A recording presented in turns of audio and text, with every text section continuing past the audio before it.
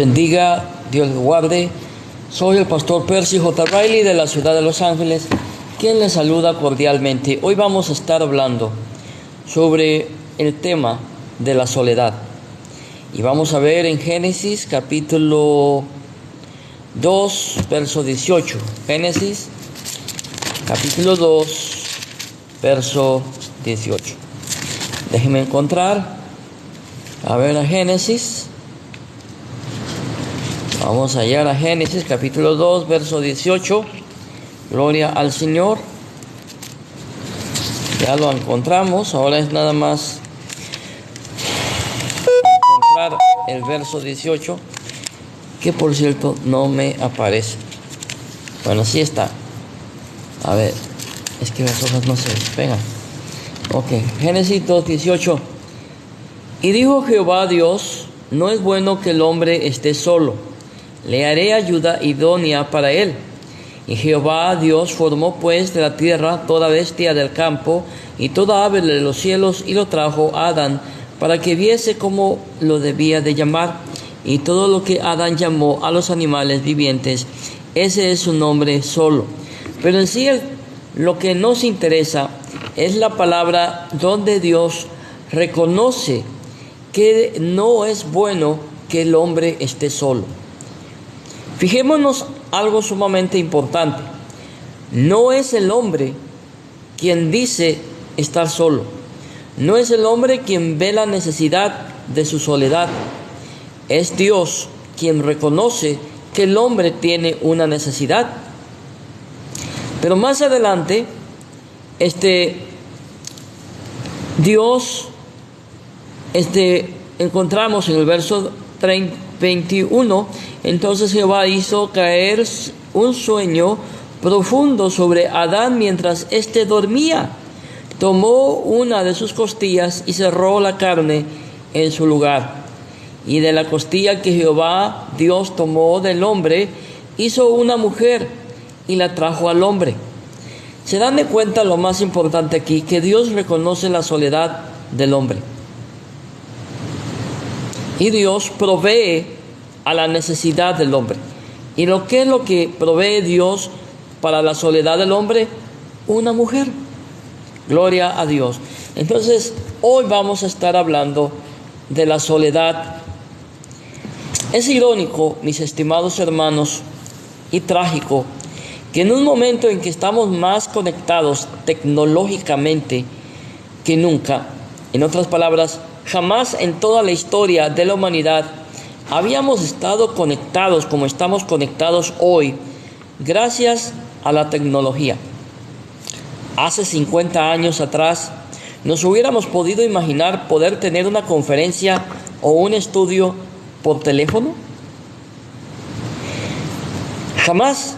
No existía la tecnología hace 70 o 80 años atrás para poder hablar por medio de un teléfono. Me recuerdo cuando yo era niño, hace muchos años atrás, que mirábamos una caricatura llamada Los Jetsons. Y ahí salían personas hablando por teléfono y se podían ver. Y uno pensaba, eso nunca va a existir. Adivinen qué. Ahora estamos haciendo una videoconferencia a través del teléfono. En otras palabras, gracias a la tecnología que existe hoy, podemos estar mucho más comunicados que nunca. También veamos algunas de las tasas de soledad más altas registradas en la historia, increíblemente. Estamos bien comunicados, pero estamos solos. Hay personas que se sienten solas. Hay un tema que yo tengo llamado la soledad del ministro, la soledad del pastor. Ese no es el tema hoy, pero primero Dios lo vamos a estar desarrollando en otro tiempo. Hablar de la soledad del pastor, de la soledad del siervo de Dios. La soledad no se soluciona al estar con personas. Exactamente. La soledad no se soluciona estar rodeado de personas. Usted puede estar rodeado de personas y sentirse la persona más solitaria. Podemos sentirnos solos rodeados de otros y no sentirnos solos cuando estamos solos. Podemos estar rodeados de gente y sentirnos solos. Pero también hay otros casos que nos podemos sentir acompañados estando solos. La soledad es un estado emocional en el cual nos sentimos aislados o completamente solos en el mundo. Y aunque parece que este estado emocional es cada vez más crónico, la soledad en sí misma no es un fenómeno nuevo. No es un fenómeno nuevo. Un ejemplo, el profeta Elías, un gran profeta de Dios, que al él orar hizo descender fuego del cielo. Tenía comunicación directa con Dios.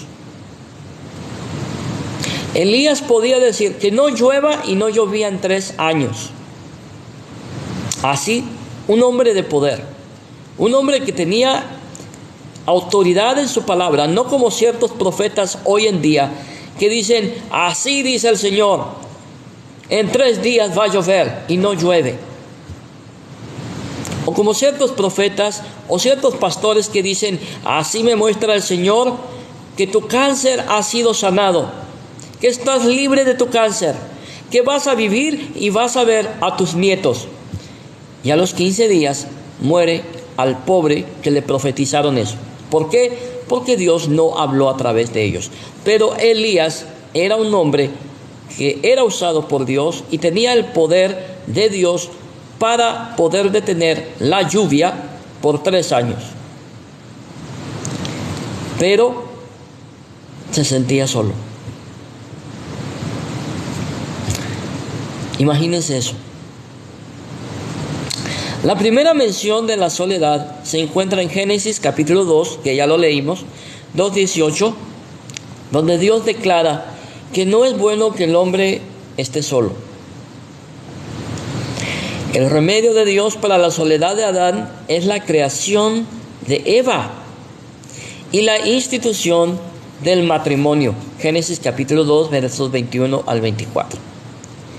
Dios le dio a Adán una compañera, una ayuda idónea, también hecha a imagen de Dios, para que se uniera a él en la vida. Y qué bonito, hermano amado, es tener una esposa que sea ayuda idónea. Esto no significa que no van a haber problemas. Esto no significa que no van a haber discusiones. Es más, un matrimonio en el cual no hayan problemas y no hayan discusiones no es un matrimonio sano, ¿sí? Hay gente que piensa que si en un matrimonio no hay problemas y no hay discusiones, es que todo está bien. No, es al contrario. Un matrimonio en el cual no hayan problemas y no hayan discusiones y no hayan intercambios de opiniones, es un matrimonio en el cual se demuestra que no me importas lo que tú digas, lo que tú pienses.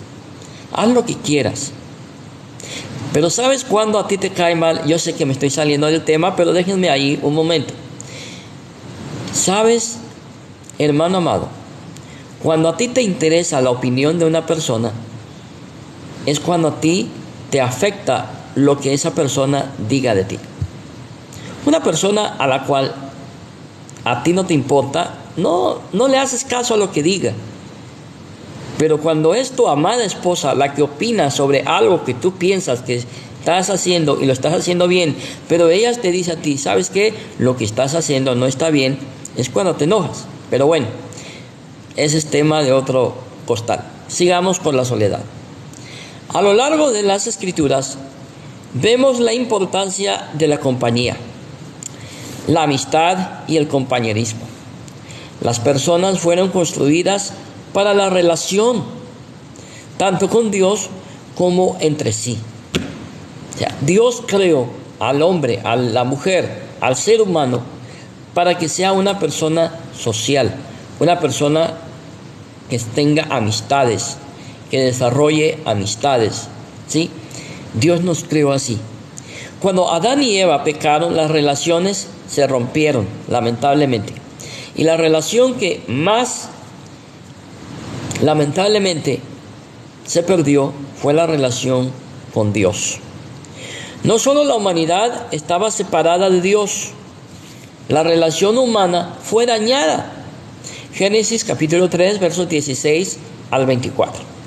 Ya no existía la paz entre los humanos y Dios, o entre los humanos y entre ellos mismos. Ya no existía, todo se perdió. ¿Sí?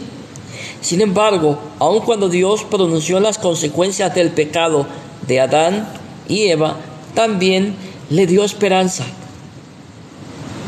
En otras palabras, no los echó del jardín y les dijo: ¿sabes qué? Pecaste, me desobedeciste, ahora vete de mi presencia porque no quiero volverte a ver más, mijo. Sí, yo te di el jardín del Edén, te di todo lo que tú necesitabas y fuiste un malagradecido. No, Dios no fue así. Sí, es cierto, lo sacó del jardín del Edén, pero lo sacó, ¿saben por qué? No porque Dios no los quisiera ahí, sino lo sacó y les prohibió la entrada por amor. Sí, por amor, porque Dios sabía que si ellos se quedaban ahí, iban a comer otra vez del fruto del árbol e iban a vivir para siempre.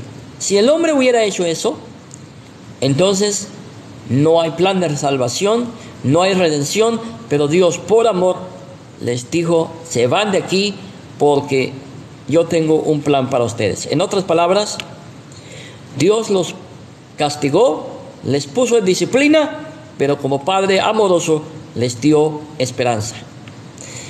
Génesis 3:15, el protoevangelio. Génesis 3:15. Esta esperanza fue la promesa de un Salvador que derrotaría a Satanás y restauraría la paz entre Dios y la humanidad. Este Salvador es Jesucristo, y la mujer de la cual nacería la simiente era María. Sí, hay mucho evangélico que dice que no, que era Israel. Mentira, era María, aunque ambos eran de Israel. ¿Sí? Este Salvador se llamaba Jesucristo y es Él el único remedio verdadero y duradero, para la soledad. En otras palabras, el remedio para tu soledad se llama Jesucristo. Y hay evangélicos, hay jóvenes evangélicos que se sienten solos y hay tristeza en sus vidas porque se sienten solos.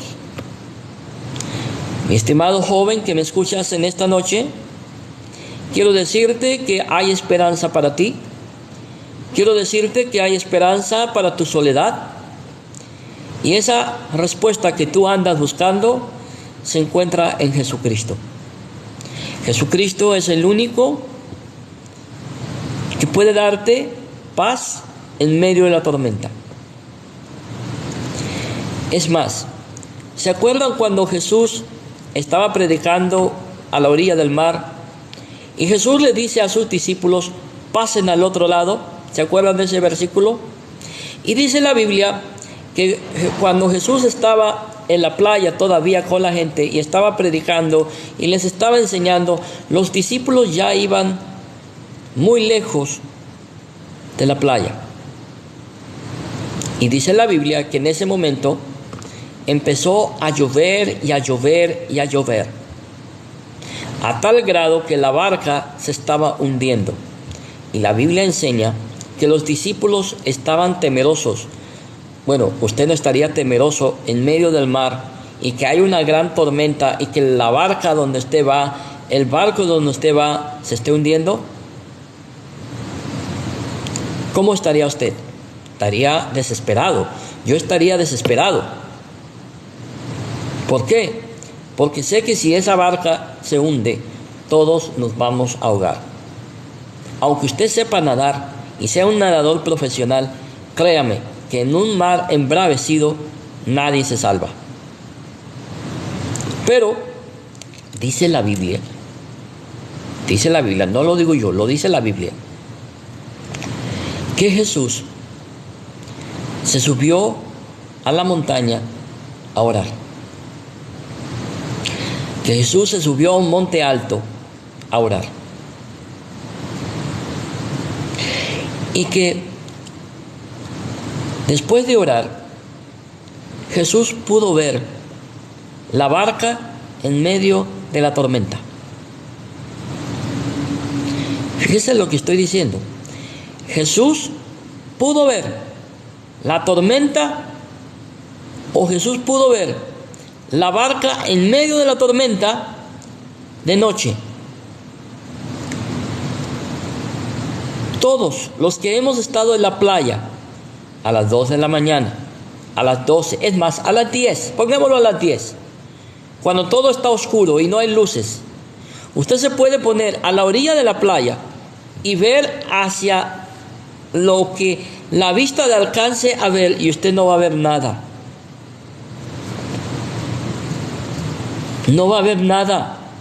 ¿Por qué? Porque hay una inmensa oscuridad, hay tinieblas, usted no puede ver nada.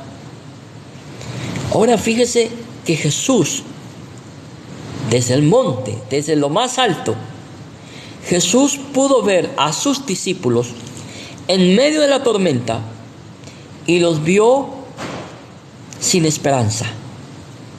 Los vio preocupados. Los vio con miedo, con terror.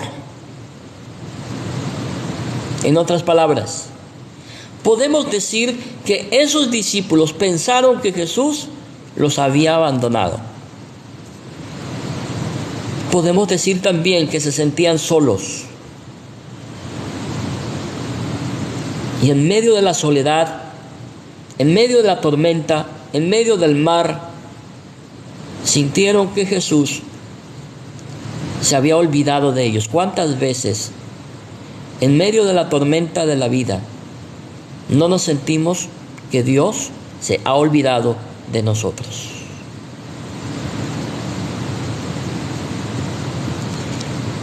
Pero aquí viene lo hermoso de la historia, que Jesús los vio desconsolados, que Jesús los vio tristes, que Jesús los vio solos, que Jesús los vio agotados, cansados, tristes.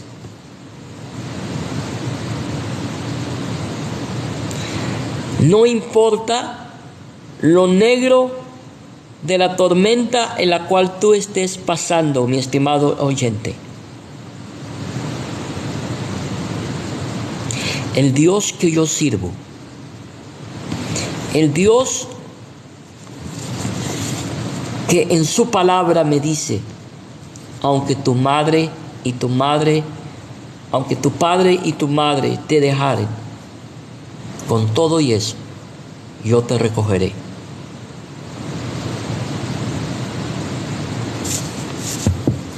Ese Jesús que yo predico, ese Jesús que la Biblia me enseña, desde el monte más alto, en medio de la oscuridad, sabía perfectamente el lugar exacto donde estaban sus discípulos, agonizando, desesperados, sin esperanza, con tristeza, con miedo, con dolor, cansados, con hambre, pensando que se iban a ahogar, pensando que se iban a morir ahogados. Jesús los miró. ¿Sí entienden lo que estoy tratando de decirles? Jesús los vio en medio de la oscuridad. En otras palabras, Jesús demuestra quién es, porque solamente Dios puede ver el corazón de una persona. Por eso te puedo decir que tú quizás piensas que estás en medio de la tormenta, te sientes solo, te sientes abandonado, te sientes que nadie te puede ayudar. Bueno, yo te tengo buenas noticias. Tú dices que estás en la oscuridad más profunda de tu vida, pero Dios sabe exactamente el lugar donde tú estás en este momento. Y dice la Biblia que cuando los discípulos estaban en medio de la tormenta, en medio del mar embravecido, ellos empezaron a ver una luz que se iba acercando hacia ellos. Es la que la Biblia dice. Y cuando ellos empezaron a ver una luz que se iba acercando, yo me imagino que ellos pensaron, es un barco. Ahora, ¿cómo un barco del primer siglo va a tener luz si está lloviendo? Lo que ellos usaban para iluminarse en esas barcas en medio de la noche eran linternas, y una linterna o eran palos con un trapo amarrado y le prendían fuego. Pues eso no servía cuando llovía, porque se mojaba y el agua apaga el fuego. Y dice la Biblia que en medio de la soledad del mar, que en medio de la oscuridad del problema, que en medio de la preocupación, en medio del miedo, en medio del terror, en medio de la angustia, ellos empezaron a ver una luz. Y dice la Biblia que cuando ellos vieron que esa luz se iba acercando más a ellos, ellos vieron a un ser que tenía luz, que estaba iluminado, y les dio miedo. Ahora imagínense ustedes están en medio del mar y miran a un cuerpo de un hombre iluminado que se viene acercando a ustedes. ¿Qué van a pensar ustedes? ¿Qué van a pensar? Les va a dar miedo, les va a dar terror. En serio, yo me asustaría, de veras, honestamente. Pero ahí Jesús nos muestra una gran enseñanza.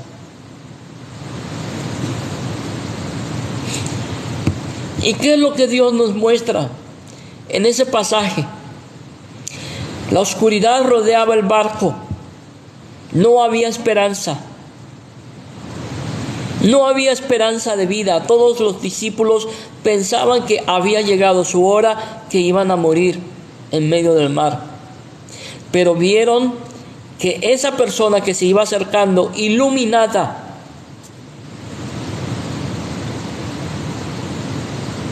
se iba acercando a ellos. Y cuando ellos estaban aterrorizados, porque ¿quién no se va a aterrorizar? Ver un cuerpo iluminado acercándose a ustedes en medio de la oscuridad, en medio de la soledad, en medio, aparte del terror que tenían, porque sabían que probablemente se iban a ahogar. Esa persona iluminada les dice, no temáis, soy yo. En otras palabras, Jesús, fíjese bien, Jesús no los condena por tener miedo. Jesús no los condena por tener temor y por tener temor a morir. Jesús no los condena. ¿Qué es lo que Jesús les dice? Les dice, no temáis, soy yo.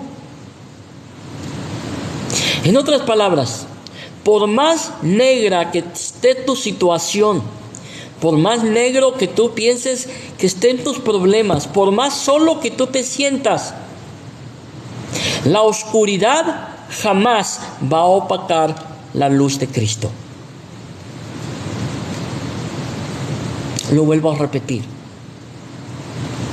Por más que tú te sientas solo, por más que tú te sientes que estás en la negrura de la noche, por más que la barca se esté hundiendo en tu vida, por más que tú hayas ya perdido la esperanza, jamás los problemas de tu vida van a opacar lo que Dios es en tu vida. Jesús dijo, yo soy la luz del mundo. Esa noche los discípulos comprendieron que cuando Jesús dijo, yo soy la luz del mundo, era verdad.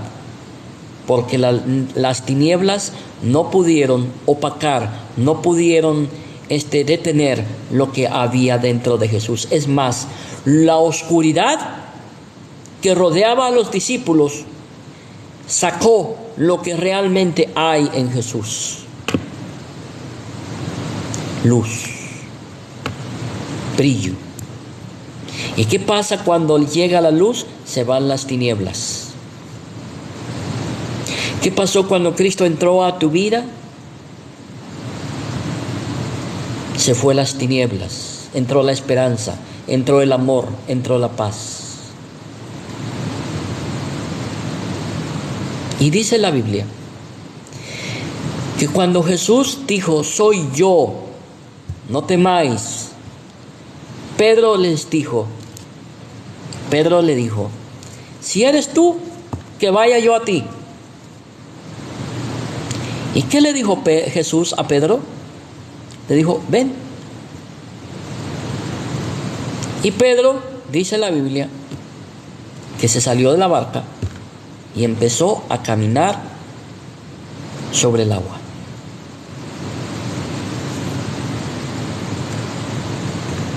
Pedro, muchos dicen que Pedro era muy enojón, que Pedro era muy imprudente, que Pedro era violento, que Pedro no era un buen discípulo. Pero Pedro tenía algo que los demás discípulos, Pedro tenía muchas cosas buenas que los demás discípulos no tenían. Pedro fue el único de todos los apóstoles que recibió la revelación que Jesús era el Hijo de Dios. Los discípulos, los demás apóstoles lo recibieron después, pero él fue el primero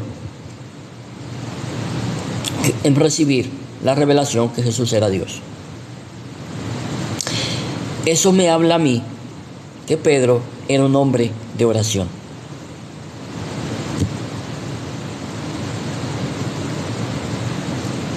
Por eso Dios le dio la gracia de recibir una revelación que a ningún otro discípulo se le dio. Pedro tenía otra característica: era un hombre de carácter. Mientras todos los discípulos estaban con temor, con miedo, dejándose dominar por las circunstancias, Pedro no se dejó dominar por las circunstancias, sino le dijo al Señor: si tú eres, que vaya yo a ti. ¿Saben por qué Pedro le dijo a Jesús: si tú eres, que vaya yo a ti? Porque Pedro sabía perfectamente que si ese que estaba ahí le decía: ven, podía hacer que él caminara sobre el agua. ¿Por qué? Porque él sabía que Jesús era el Hijo de Dios y que él tenía el poder no solamente para sanar a los ciegos, sanar a los mudos, pero también tenía el poder para hacer que Pedro caminara. Por eso Pedro le dijo: si eres tú, deja que yo vaya a ti. Y cuando que Jesús le dijo: ven, Pedro dijo: ahora voy. Porque hay una cosa importantísima: él escuchó la voz de Jesús. Y la Biblia dice que mis ovejas escuchan mi voz. Y no solamente escuchan mi voz, sino reconocen mi voz. Y cuando Pedro oyó la voz de Jesús, él sabía que el mar no lo iba a ahogar.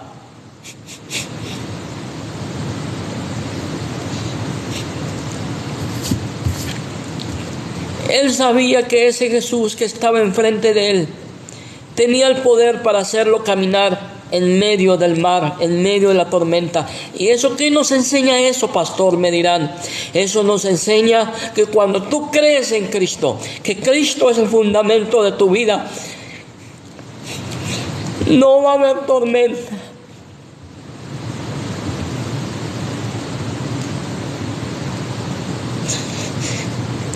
No va a haber tormenta que te ahogue.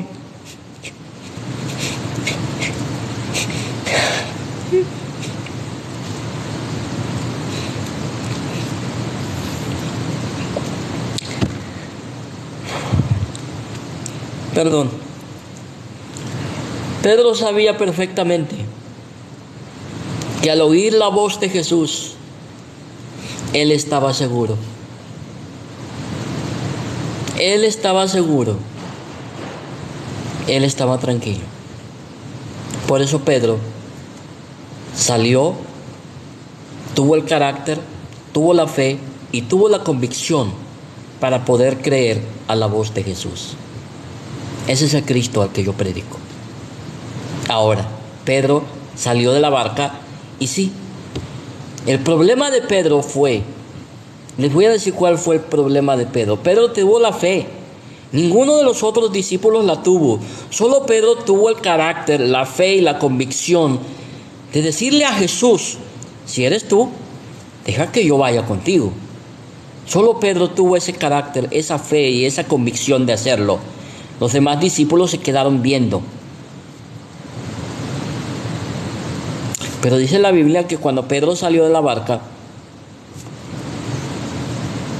Pedro quitó la vista de Jesús. ¿Y qué pasó cuando Pedro quitó la vista de Jesús? Pedro empezó a hundirse. Y ese es el problema de muchos cristianos hoy en día. ¿Por qué se sienten solos? Porque han quitado la vista del único que puede llenar sus vidas. ¿Por qué hay muchos cristianos, hijos de Dios, que no se sienten amados? Porque han quitado su vista de Jesús. ¿Por qué hay muchos cristianos que se están ahogando en sus problemas? Porque han quitado su vista de Jesús. Cuando tú y yo quitamos nuestra mirada, nuestra vista de Jesús, nos empezamos a ahogar en nuestros problemas, en la soledad, en la tristeza, en el dolor. Y ese fue el problema de Pedro. Sí, Pedro tuvo la fe, tuvo la confianza, tuvo el carácter, tuvo la convicción para hacer algo que ningún hombre ha hecho, aparte de Jesús y aparte de Pedro: caminar sobre el agua. Ningún otro de los discípulos caminó sobre el agua, solamente Pedro. Porque él tuvo algo que los demás no tuvieron: valor, carácter, convicción, fe y convicción para poder hacer lo que todo discípulo de Jesús puede hacer: creer en Jesús y creer en su palabra. Pero cuando quitamos los ojos de aquel que nos ha llamado, es cuando vienen los problemas. El Salmo 23 dice: el Señor es mi pastor y nada me faltará. Para David poder decir Jehová es mi pastor, eso envuelve comunión, consagración y oración. El problema de hoy es que hay muchos cristianos que prefieren vivir en sus emociones, en lo bonito que se siente, pero no buscan a Dios. Y dice la Biblia que cuando Pedro ya estaba hundiéndose, Pedro clama a Jesús. Pedro clama a Jesús. Ahora fíjense algo sumamente importante. Dice la Biblia que cuando Pedro clamó a Jesús y dijo: Señor, sálvame, que me estoy ahogando. Bueno, el estoy ahogando lo añadí yo estoy añadiendo un poco ahí. Pero dice la Biblia que cuando Pedro clamó a Jesús, Dice la Biblia que Jesús lo agarró de la mano. Lo agarró de la mano y lo puso a su lado. ¡Qué bonita enseñanza! Eso quiere decir que Pedro estaba enfrente de Jesús. Para que Jesús lo pudiera agarrar, quiere decir que Jesús ya estaba enfrente de él, que estaba cerca de él. Y dice la Biblia que cuando Jesús lo levanta, lo saca del mar, lo saca de donde se está hundiendo, dice la Biblia que lo pone, que lo levanta, lo saca y empiezan a caminar. Y usted me va a preguntar, ¿y cómo sabe usted que lo sacó? Porque dice la Biblia que empezaron a caminar hacia la barca.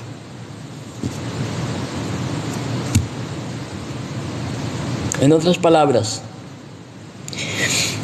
cuando tú te estás hundiendo y clamas a Jesús, Jesús te levanta, te restaura y te da otra nueva oportunidad para seguir caminando con Jesús, a su par, a su lado, no atrás de ti, no adelante de ti, sino a la par de Jesús. Y qué importante es que el cristiano camine a la par con Jesús.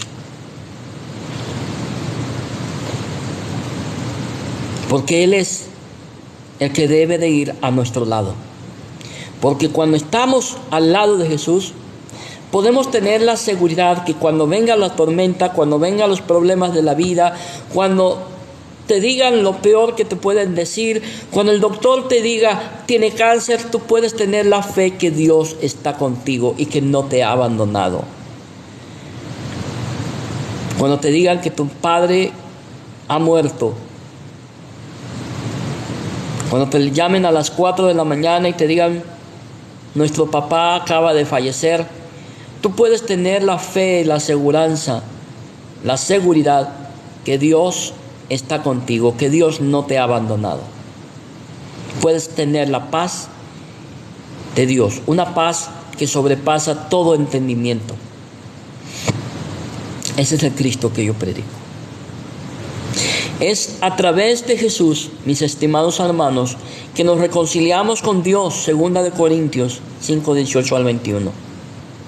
Jesús es el que ha entregado su vida por sus amigos. Tú no eres un cualquiera para Dios, tú eres su amigo. Parafraseando, hermanos amados, hay un vacío en forma de Dios en cada corazón humano. Y al menos que ese vacío que hay en tu vida lo llene Cristo, no tendrás satisfacción en tu vida. Ese vacío se manifiesta en el dolor, de la inquietud y la soledad, que solo se calma con la paz y el amor de Dios que se encuentra en Jesucristo. San Juan 14, 27, Mateo 11, 28 al 30. ¿Y qué nos puede separar del amor de Cristo? La respuesta es nada. Romanos 8, 35 al 39. A todos los que creen en Jesús, Él les ha dado el Espíritu Santo para que viva dentro de nosotros y esté con nosotros para siempre. En otras palabras, no hay una sola excusa para que un cristiano diga que se siente solo. No la hay. ¿Por qué? Porque si Cristo está en ti, tú debes estar satisfecho con la presencia del Espíritu Santo en tu vida. Él promete que está con nosotros siempre. ¿Y qué quiere decir siempre? Significa todos los días de tu vida. Así sean 50 años, así sean 70 años, 80 o 90 o 100 años. Él ha prometido estar contigo siempre. En Jesús nunca estamos aislados o solos. También es a través de la obra de Dios que nos reconciliamos con personas. Efesios 2, 11 al 22. Habiendo recibido el Espíritu de Dios y el ejemplo de Cristo, aprendemos a dejar de lado el orgullo y buscamos satisfacer las necesidades de los demás. Y no solo a nosotros mismos. Filipenses 2, 3 al 8. A medida que los esposos y esposas crecen en su amor y servicio a Jesucristo, aprenden a amarse y servirle y servirse los unos a los otros. ¿Saben cuál es el problema en muchos matrimonios? Que ellos piensan que las mariposas que ellos sienten, que esa vibración, esa electricidad, esa atracción va a durar por todas las vidas. El amar a una persona no debe de estar basado en los sentimientos, sino en una decisión. Yo decido amarte toda la vida. Cuando seas una reina, y también cuando no seas una reina, sino seas una bruja, yo te seguiré amando. Porque mi amor hacia ti no está basado en mis sentimientos, en lo bonito que siento cuando me besas, o estás a mi lado, la electricidad que puedo sentir, o esas mariposas que siento en mi estómago cuando te veo. No, todo eso pasa, son emociones. Pero el verdadero amor en el matrimonio está basado en una decisión. Amarte toda la vida es mi decisión delante de Dios, delante de ti y delante de los testigos. Pero es Dios quien nos ayuda, quien nos fortalece para seguir adelante en el matrimonio y en la vida, pero también nos ayuda a perdonar a aquellos que nos ofenden. Porque Dios nos ha perdonado de igual manera. Aún más en Cristo nos hemos convertido en parte de una nueva familia espiritual, que es 100 veces más grande que cualquier otra familia, natural. El amor y la lealtad a Cristo a veces puede hacer que incluso nuestras familias naturales se vuelvan contra nosotros. Sin embargo, Dios compensa con creces tales pérdidas, tanto en este mundo como en el mundo futuro. Mateo 18, 19, 29. Como creyentes en Cristo, nos hemos convertido en parte de la familia de Dios.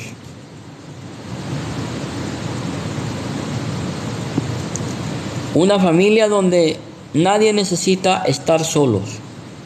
Tenemos un Padre que nos acompaña. Tenemos a Cristo, que es nuestro amigo y es nuestro hermano, nuestro Señor, nuestro Salvador. Tenemos al Espíritu Santo, que nos llena con su presencia, que nos guía, nos instruye, nos muestra su amor y nos guía a través de su palabra para darnos a conocer a Jesucristo. Y tenemos una familia espiritual, la iglesia, la congregación, la parroquia, que está a nuestro lado. En otras palabras, no hay excusa para un creyente que se sienta solo y abandonado. Entonces, si te sientes solo, pregúntate si te has reconciliado con Dios al creer en Jesucristo. Si lo has hecho, entonces recuerda la promesa que Dios te ha hecho. Nunca te dejaré, jamás te abandonaré. Hebreos 13:5. Jesús, que murió por ti, ha ido a preparar un lugar para ti donde morarás con Él y con todos los que pertenecen eternamente a Cristo. San Juan 14, versos 1 al 3. Mientras tanto, Él nos ha dado su Espíritu para que habite dentro de nosotros, nos enseñe y nos consuele. San Juan 14, 16 al 18. Ningún creyente en Cristo está verdaderamente solo. Vuelvo a repetirlo y con esto concluyo. Ningún creyente, hijo de Dios, está solo. Siempre Él está contigo. Él siempre está a tu lado. Aunque a veces no parezca. Aunque parezca que Él no está a tu lado, Él está contigo. Porque Él lo prometió. Él dijo, yo estaré con vosotros todos los días hasta el fin. Si crees en Jesús y estás con Él, puedes tener la plena seguridad que Dios te ama y que Él no te ha abandonado. Padre, en esta noche vengo a tu santa presencia en el nombre de Jesús. Y yo te pido, Padre, por los que están escuchando en este momento.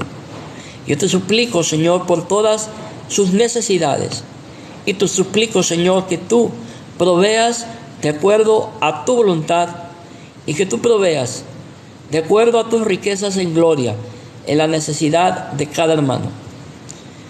Puede haber que hayan personas solas, tristes, abandonadas. Pero yo te suplico, mi Señor, que tú los consueles, que tú los llenes de paz, que tú los llenes de tranquilidad, pero sobre todo, que ellos puedan saber que tú estás con ellos.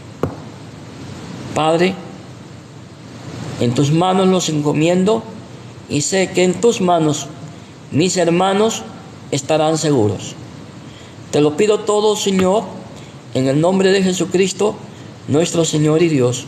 Amén. Hermanos, que Dios los bendiga, Dios los guarde. Gracias por sus comentarios.